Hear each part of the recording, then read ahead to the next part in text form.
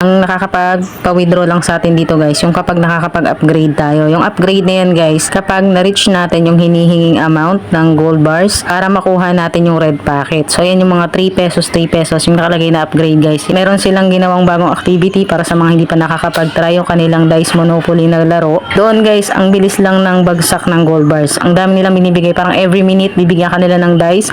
Tapos, pwede mo na agad gamitin and ang dami mo pwedeng ma-collect na gold bars doon. So ibig sabihin, ma-reach mo agad yung inihingi sa'yo na amount ng gold bars para ma-collect mo or ma-harvest mo yung iyong red packet. Kagaya nito guys, may mga upgrade na yan para makapag-upgrade kayo, and every time mag-upgrade, syempre madadagdag yan sa ating earnings kasi mismong yan na yun guys, nakikita nyo 3 pesos, 3 pesos yung na-add. So ito na nga guys yung ating balance na red packets. Ano yung mga ways para mapabilis ninyo ang inyong pagko-collect ng red packets? Syempre sa pamamagitan nga ng pag-iipon ng gold bars. Kung sariling sikap kayo dito sa app guys, napakalaking help sa inyo nitong Dice Monopoly nga. So yan yung dice na yan, nakikita nyo meron akong 107 ngayon na dice over 100. Maganda dito kapag active kayo maglaro sa kanilang Dice Monopoly. Every time i-check nyo siya kung mayroon kayong dice. So unang-unang way guys para tayo ay makapag-collect ng gold bars is itong crops nga. So pag hinarvest natin yan, mali-level up na yung ating red packet. So madadagdagan na yung ating withdrawals and dyan ngayon mapupunta guys. And then kung napapansin nyo guys, itong may green check na yan, kapag merong ganyan, pwede nyo i-collect yan guys. I-click nyo lang yan and kahit saan kayo mag-tap, okay na yan, marireceive nyo na or makiklaim nyo na lahat ng mga rewards na nandyan. So ganyan lang guys, tuloy-tuloy. Basta hanggat may green check siya guys, i-claim nyo lang po ng i-claim. And another way guys, para tayo ay makakollect ng mga gold bars ay sa ating mga playmates. So nag-i-steal tayo dyan ng kanilang mga red packets at ma-add ngayon sa ating mga gold bars. So maganda nga kung nag-add kayo ng playmates kung marami tayong playmates. Pero syempre guys, kahit marami kayong playmates, pinaka-importante dito para makapag-steal tayo. Importante guys na meron tayong physical strength. So yung nasa taas. And everyday nga guys, magbibigay yan ng free na 10 na physical strength. Ayan, pwede natin i-collect yan everyday. And pwede din naman kung tayo ay bibili ng kanilang physical strength. So kailangan nyo dyan mag-top up. And kung mataas naman yung ating VIP level dito guys, makakakuha tayo ng mga discounts sa kanilang physical strength. Napakahalaga ng physical strength guys. So kahit marami kayong playmates dyan, hindi kayo makakakolek kung wala kayong physical strength. And syempre yung pinakamalaking source natin ngayon dito ng gold bars guys, itong kanilang Dice Monopoly. Click nyo lang guys yung dice na yan sa may right side and mapupunta tayo sa loob ng isang party. And guys, observation ko, magandang maglaro ng Dice Monopoly kapag puno yung party na mapapasukan natin. Mas malaki yung mga reward niya. So nandyan yung ating dice, yung count niya kung ilan. For example, itong aking 100 plus. I-make sure nyo guys bago kayo maglaro, naka times 1 lang yan dahil ang katumbas niyan, kapag naka times 10 yan pagpasok nyo, isang talon nyo lang 10 dice na yung ibabawas sa inyo. Kung naka times 1, syempre mas masusulit natin siya kasi isang talon, isang dice lang yung ibabawas nila sa atin, and marami-rami yan guys kung nakakagaya sa akin 100 siya. And para automatic yung pag-jump natin guys, i-press nyo lang ng matagal itong kulay red yung go, magiging green, and ayan, automatic na yan guys. So dito, kahit naka-automatic siya, bantayan nyo siya guys kasi may mga command yan. For example, ito, itap nyo yung X para magpatuloy yung kanyang pagtalon-talon. Ayan, kasi kung hindi nyo yan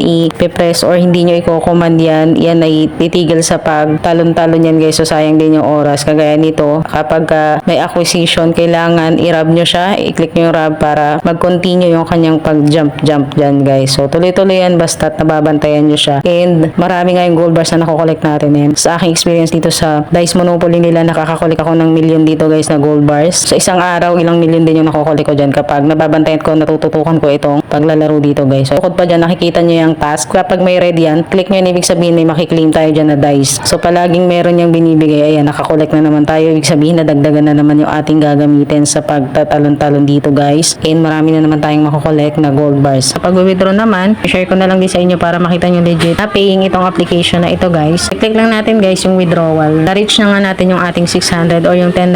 And then i-click natin guys itong withdraw $10. And ang gagamitin ko dito guys is GCash. And available naman siya. Pwede rin sa Lazada. May mobile recharge. May Maya din dito guys. Ilalagay lang natin sa payment account yung ating GCash account number. So nandiyan na guys yung ating GCash number. Nakalagay guys, amount to be received is $10.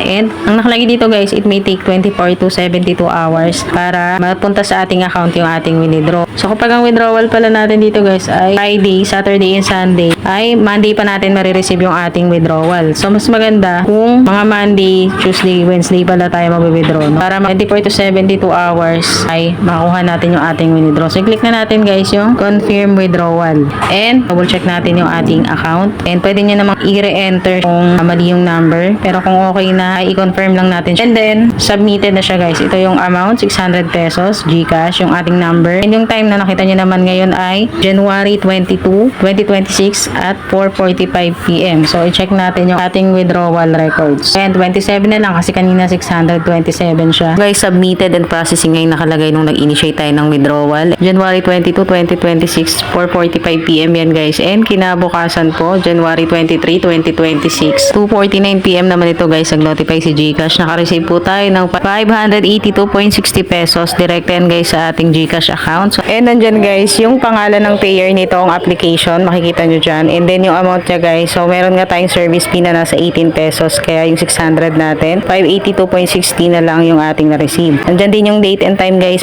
check nyo naman siya. And kinabukasan, pag open ko na application, successfully and payment sent na guys ang nakalagay dyan. Check natin ulit guys yung ating withdrawal records. And guys, upon checking sa ating withdrawal record nga dito sa application, so nakalagay na dito guys, success, yung ating 600 pesos na red packets withdrawal noong January 22, 2026, 4:45 PM. So ayun guys, kahit medyo matagal yung ating pag-iipon, pero napabilis nga noong Dice Monopoly nila, try nyo yun guys. Nakakaaliw at nakakapagpabilis ng ating pag-iipon at pag-withdraw dito sa application guys. So kahit medyo matagal, legit in paying itong application, and hopefully nakatulong itong video na to. And kung nagustuhan mo, please subscribe and thank you for watching.